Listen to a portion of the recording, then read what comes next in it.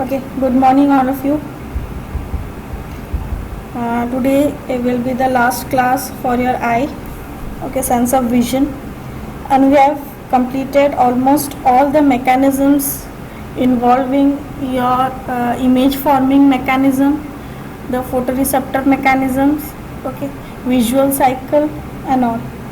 So today we will see the last topic, that is your visual perception and pupillary reflexes.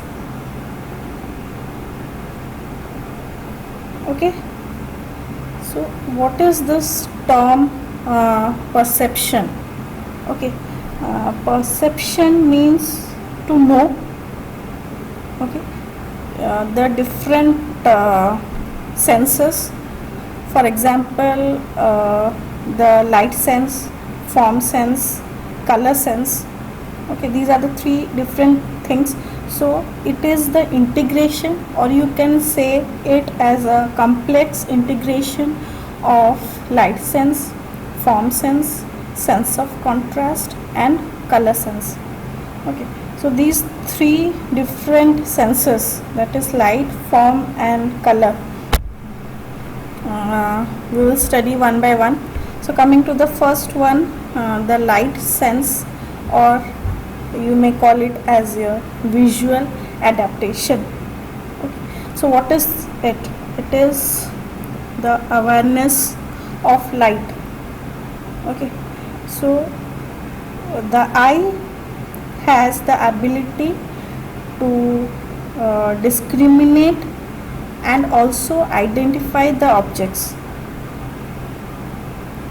Okay, so when the intensity of light changes, that means when a person is moving from a lighted very light atmosphere to a very dim atmosphere or vice versa, then the visual system, it requires some time for adaptation of the eye to respond towards the change in the environment, okay, or the change in the intensity of light. So minimum time or minimum amount of light required by an eye to evoke a sensation of light is termed as your light minimum. Okay, so coming to the introduction of visual adaptation, it is the process which involves pupil, retina and the nervous system. Okay, it is again of two types, dark adaptation and light adaptation. The dark adaptation is mostly the function of rods, and it is the adjustment in your dim light or dim illumination, and the light adaptation is function of the cones, and it is the adjustment to your bright illumination or bright light. So first, coming to the first one, that is dark adaptation. Okay, for dark adaptation, you consider an individual staying outside in bright sunlight, okay, and then suddenly he moves into a very dim lighted room, a very dim light. Okay, so what he experiences and what happens after that and what kind of adaptation occurs, it is based on this. So what he will experience?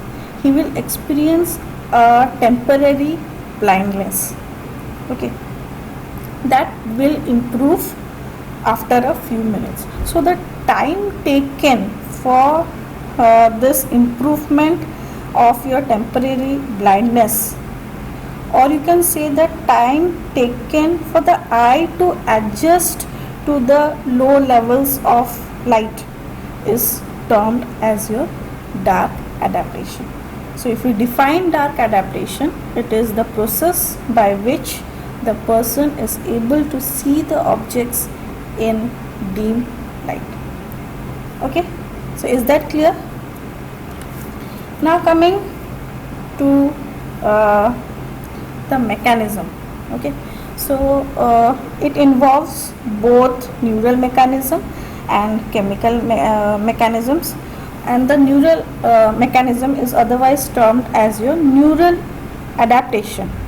Okay, and it is the property of the rods mainly. Okay, why? Because they are more sensitive, first thing. And also in your very low light, the visual sensation, it depends on the rods. And the chemical adaptation, that involves your pigments, mainly your rhodopsin, that is your rod pigments. Okay, so what mechanism occurs is during your dark adaptation. First one, there is increased sensitivity of rods as a result of resynthesis of rhodopsin. Okay, resynthesis of rhodopsin. So if you remember the visual cycle, it involves two phenomena. One is your rhodopsin bleaching that occurs during your light, and the other one is your regeneration. Okay, regeneration that occurs in your dark. So in dark, what will happen? There will be regeneration of this photopigment rhodopsin. Okay, but during exposure to your light, okay, again the conversion, if you remember, rhodopsin is converted into your all trans retinal and opsin. Now this together will combine to again form your rhodopsin. So breakdown of rhodopsin to all trans retinal and opsin. So what happens? There will be no rhodopsin available that can get activated by your light. So that is why the rods, they become insensitive. So inavailability of the rhodopsin pigment to light is your that helps that the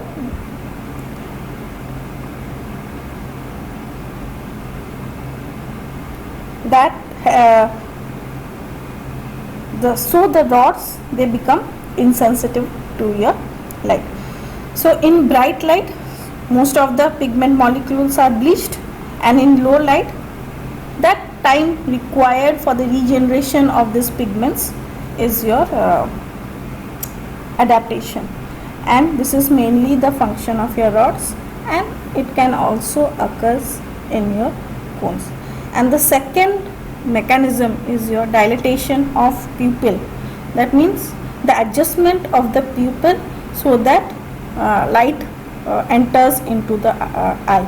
So how it will adapt itself? It will adapt itself by allowing more amount of light to enter the eye.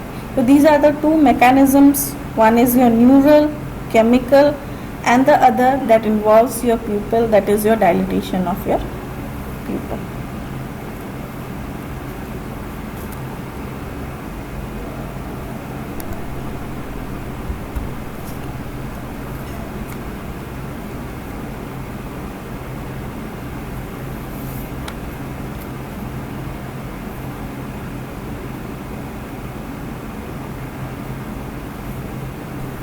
So after the rods again regenerate the rhodopsin, or the rhodopsin amount is again restored to the original state, that time period is your dark adaptation. Okay, so coming to the applied one, that is your night blindness, that is loss of vision when light in the environment becomes dim.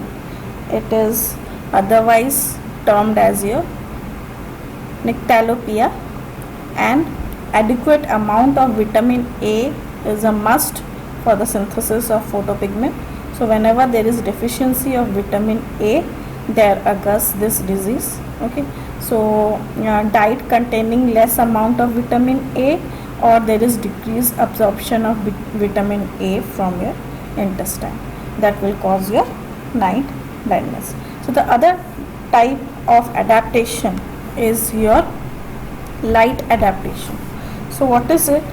So if you consider an individual that who suddenly moves from a dim light area to a very bright light or a broad light, okay, so what changes occur and what are the adaptation it the eye makes?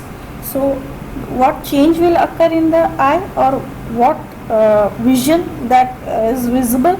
So initially what will happen, the light will seem very bright and uncomfortable, and also the image that is being formed when you suddenly come out to the broad light is also blurred. Okay, so this is your light adaptation, and the definition for it is the process in which eyes get adapted to your increased illumination. The so mechanism, again two types. One is your neural adaptation, other one is your chemical adaptation.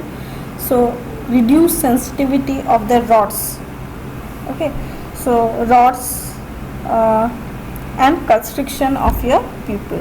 So due to again the breakdown of rhodopsin, there is reduced sensitivity of the rods, and in bright light again what you see, rhodopsin is rapidly converted to your all trans retinal and opsin. So due to this bleaching, the responsiveness of your rods decreases, and also rhodopsin becomes very less available to your eye. So this is the mechanism why there is reduced sensitivity of the rods.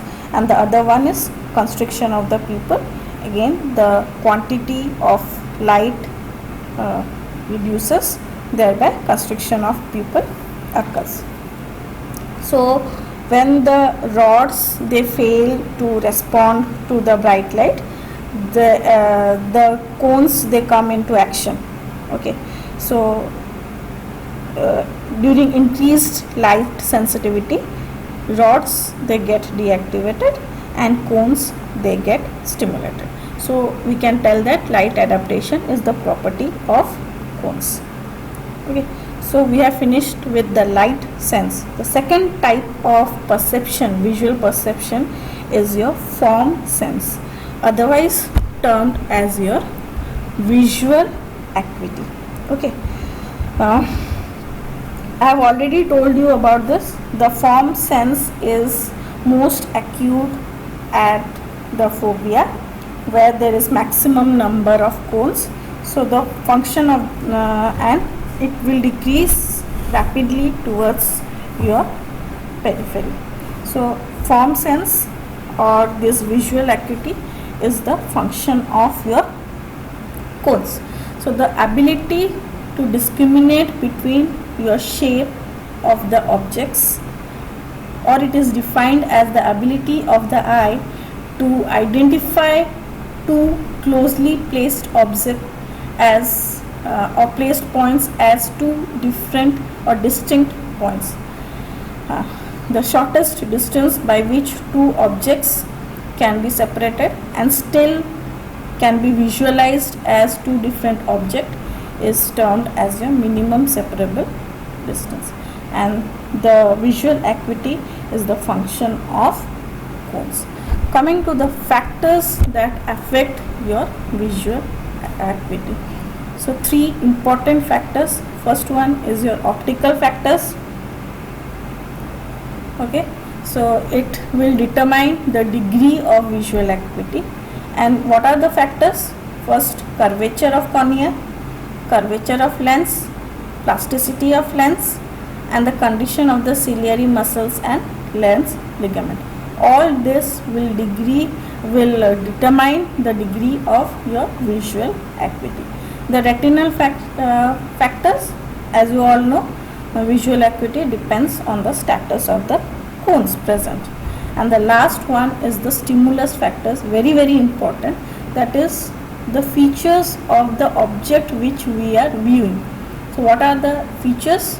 There are 7 different features, starting with size of the object, distance of the object from your eye, color of the object, contrast between object and the background, shape of the borders of the object, okay, brightness of the object, and last one, duration for which the object will remain in view. So all this factor, the stimulant factor, they will affect your form sense, that is your visual acuity.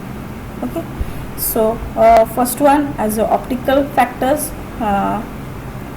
the structures in the eye that are responsible for your vision, that is cornea, lens, along with your muscles.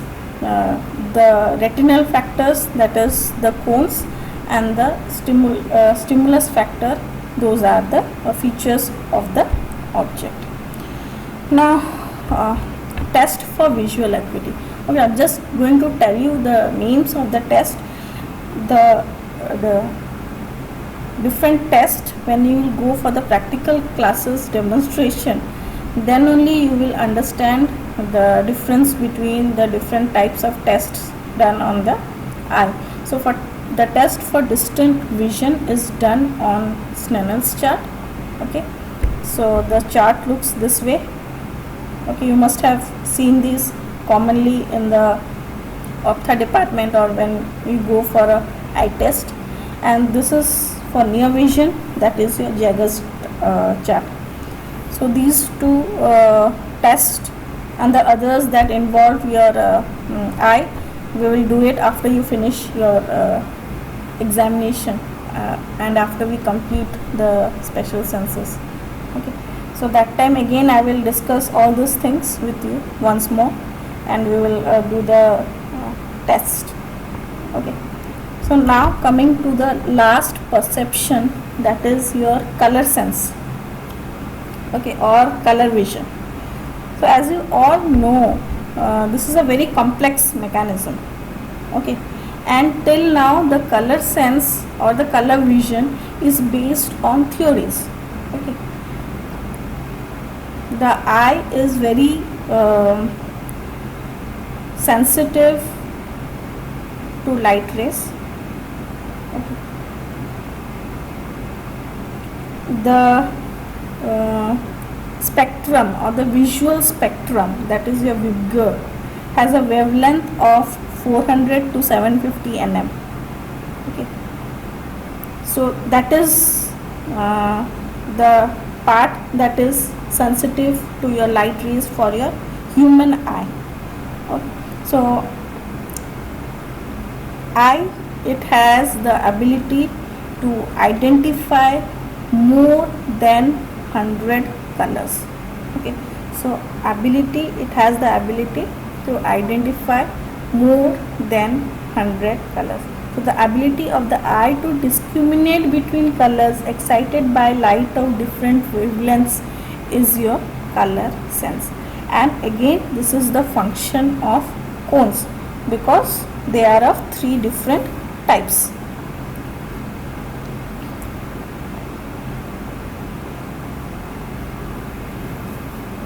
Okay, so now coming to colors.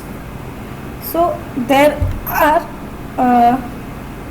what are the different characteristics of colors? Here we will see 3 different characteristics of color.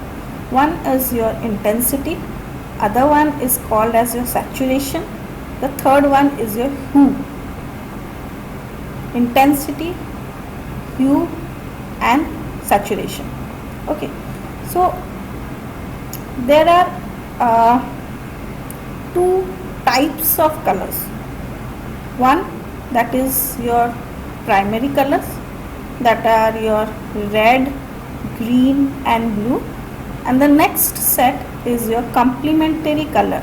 That is, when this, for any color, okay, for any color there is a complementary color. That means when any color is mixed with a complementary color, then it produces the appearance, or it produces the sensation of white. Okay. and the color that is perceived through the human eye, it depends on the background color.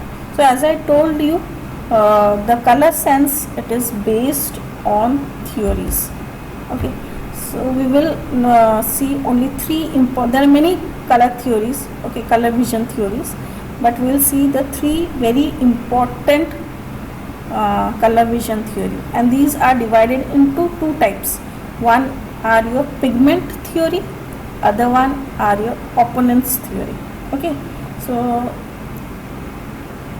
the first one type of theory is your Thomas Young trichromatic theory. Thomas Young trichromatic theory. So what they proposed, okay, so they said that retina has three types of cones. So each of the cones, they possess a photosensitive substance, and each cone will respond to any one type of your primary color, red, green and blue. Okay, so again, when different color sensations are produced, they are produced by stimulation of the various combinations of these three types of cones. And if you visualize a white light, then all the three types of cones are stimulated equally. So this was the theory for Thomas Young trichromatic theory. Then an advanced one came, that is termed as your Helmholtz trichromatic theory. So what he did, he substituted the cones for your sensitive filaments of your optic nerves. Okay, so what he said, the sensitive filaments of nerves, they give response selectively to one or other type of three primary colors. Okay, the same being of the trichromatic theory, and hence it is the advanced form of the Young trichromatic theory, and it is also called as your Young-Helmholtz theory. Okay, the third one is the Hering's theory of opposite colors. Okay, so he said a different set of things. So he said it according to the complement colors. Okay, the first two theories are only based on the primary colors, and this is based on your complement colors. That means it said retina has three photochemical substances which are present in the cones. Okay, so each substance, they produce sensation for a particular color by the breakdown or resynthesis. So there occurs five substances. So three substances. The first substance is your white black substance. Okay, so if breakdown occurs, then there will be sensation of white, and if resynthesis occurs, there will be sensation of black. Similarly with the other substance also, yellow blue substance and red green substance. So if there is breakdown of yellow color, then and resynthesis of your blue color, resynthesis will cause the sensation of blue color. Then the third substance is your red green substance. When there is breakdown, there is sensation of red, and when there is resynthesis, there is sensation of green. So this was the theory that was proposed by your Hering. Okay, so Hering theory of opposite colors. Except for this, there are many other theories that tell you about your color vision.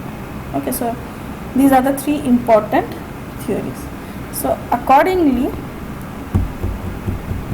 we can say the disease, or when there is deficiency of color vision, color blindness takes place. So color blindness is nothing, it is the failure to appreciate one or more colors.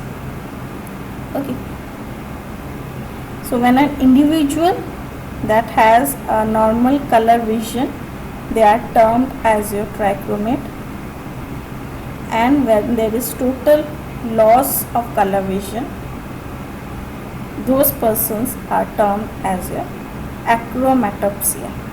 Okay, individual with normal color vision are termed as your trichromate, and persons who have total loss of vision are termed as your achromatopsia. So for the classification of color blindness, some prefix and suffix are used. Okay, so the prefix that are used are prot for red, deuter for blue, and trit for green. And the suffix that are used, anomaly, it means as color weakness, and anopia will mean as your color blindness. Anomaly is weakness, anopia is blindness. So the first set of people, trichromats, they are individual who have 3-cone system present and only one of the cone is defective. So according to the colors, for blue, deuter anomaly, for red, prot anomaly, and for green it is tret anomaly. So trichromats are individuals who have all the 3 cones present but only one of the cone is defective. Similarly, dichromats are individual with 2-cone system present and the 3rd cone system is absent. So they will have anopia. Okay, deuter anopia, prot anopia, and tret anopia. And monochromats are individuals with only 1 cone system present, so they won't appreciate any type of color. Okay, because 2 cone system, if they mix together, only then color is properly visible. So they will only see black, white, and shades of gray. So coming to the etiology of color blindness, it is either inherited or acquired. Okay, and if it is acquired, it is due to the damage in your macula or optic nerve. Now the tests for color blindness, again these 3 tests, mainly your Ishihara chart test will be done and demonstrated to you.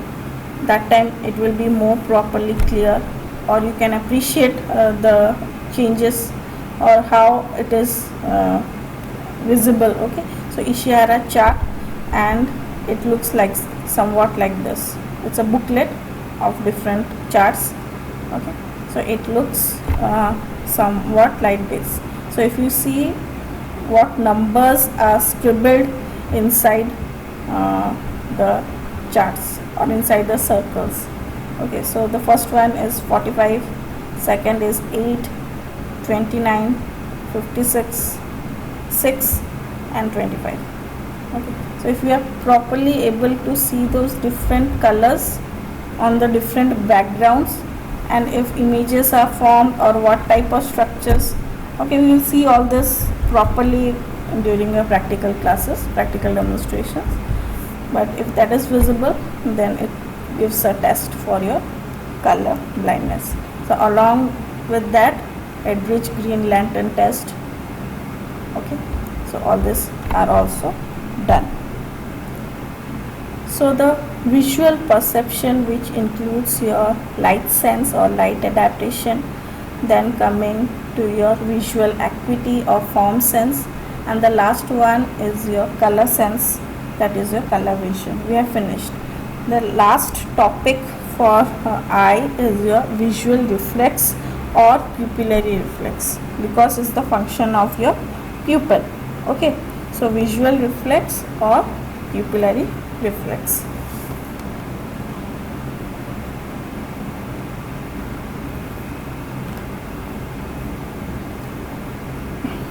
Have you understood till now whatever has been taught, all the 3 form senses? Have you have any doubt in these 3 things? Okay, fine. So the last thing, that is visual reflexes. Again, light reflex and accommodation reflex. Okay. So light reflex is the reflex in which the pupil constricts when light is flashed into your eyes. Otherwise it is termed as your pupillary light reflex. Again, it is of two types, direct and consensual.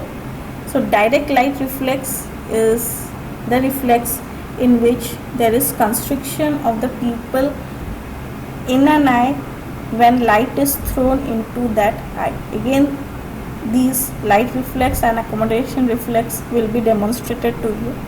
Okay, so this is termed as your direct pupillary light reflex or direct reaction of your light, and involves a pathway. Okay, the pathway is our main concern. So indirect light reflex, it involves constriction of pupil in both eyes when light is shown into one of the eye. So if light is flashed into one eye, there will be constriction of pupil in the opposite eye also, even though there is no light on that eye.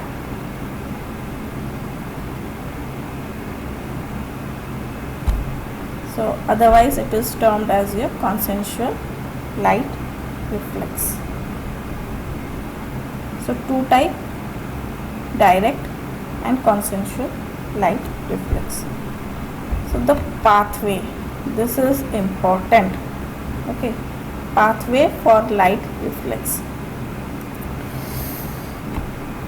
Afferent pathway. So when light rays fall on the eye, the afferent pathway, that is the first order neurons from the ganglionic cells, they will project through the optic nerve to your optic chiasma, then to the optic tract to your pretactal nucleus.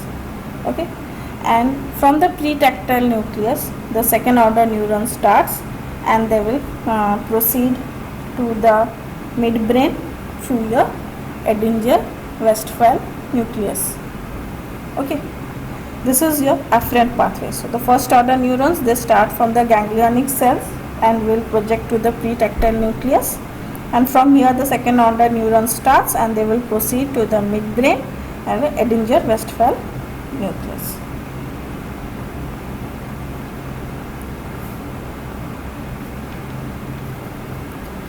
Then coming to the efferent pathway, the parasympathetic fibers from the oculomotor nerve, that is the third cranial nerve, will form the first order neuron that will originate from your Edinger-Westphal nucleus, and they will project to your ciliary ganglion. So this forms your second order neuron, and it will innervate your sphincter pupillae muscles. So there will be contraction of constrictor pupillae and constriction of your pupil. So this is the pathway for your light reflex. The afferent, starting with your ganglionic cells through your optic nerve, optic chiasma, optic tract to your pretactal nucleus. The pretactal nucleus forming your second order neuron to your Edinger-Westphal nucleus, and the efferent from your Edinger-Westphal nucleus, that is your oculomotor nerve, third cranial nerve, to your sphincter pupillae or constrictor pupillae. So this is the pathway for your light reflex. The other type of pupillary reflex is your accommodation reflex. So what happens during this? So when a person looks, accommodation already we have seen in the first or second class. Okay, so when a person looks at a near object after viewing a far object, three types of adjustments are made in the eyeball. So first one is convergence of the eyeball, and it is due to the function or contraction of the medial recti muscles. Then the second is your constriction of the pupil due to the contraction of the constrictor pupillae of iris. And third one is an increase in your anterior curvature of lens due to contraction of your ciliary muscles. These three adjustment in details we have already studied in accommodation. The pathway that we will see here. So object view to the eye through the optic tract to the lateral geniculate nucleus.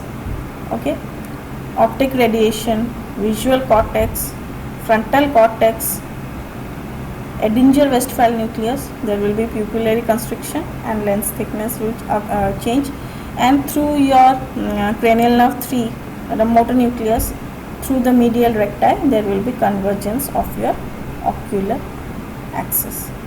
So either through your frontal cortex, lateral geniculate nucleus or body, to the optic radiation, visual cortex to the frontal cortex. Two sets, Edinger Westphal nucleus and medial recti. If Edinger Westphal nucleus is affected, then there will be pupillary constriction and adjustment in your lens thickness, and if medial recti through your motor nucleus, that is the oculomotor nerve, there will be convergence of your ocular axis. So this is the pathway for your accommodation reflex. These are your two pupillary reflexes, light reflex and accommodation reflex. Okay. We have completed with the topic eye. The next topic will be our ear, smell and taste. Okay. So any doubt in eye you can ask, otherwise we will finish off with this now. So you are going to have your second internal tests till eye.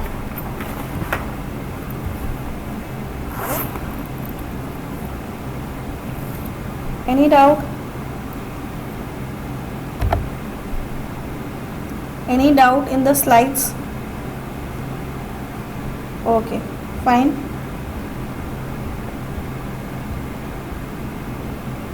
Okay. So in this topic again all the four things are of short answer type questions.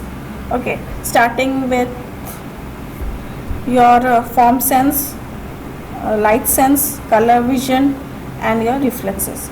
All the four things are important for your examination point of view. Anything may be asked. Mainly in your accommodation reflex and light reflex is asked during your practical examination. Color vision, if it comes, then color sense will be asked, and your visual acuity test, Sneller's chart and Jaggers chart will also be done if that examinations comes. Okay, so all these four things again we will study when we will study the practical demonstrations. Okay, for these topics. So any doubt, again if after studying these topics, if you have any doubt, again you can ask me during our practical classes. So we are the theory portion for this has been completed for eye, and next class let's see what we will study. Ear, smell, test, 3 things are left. We will complete it by the end of this month. Okay, so thank you.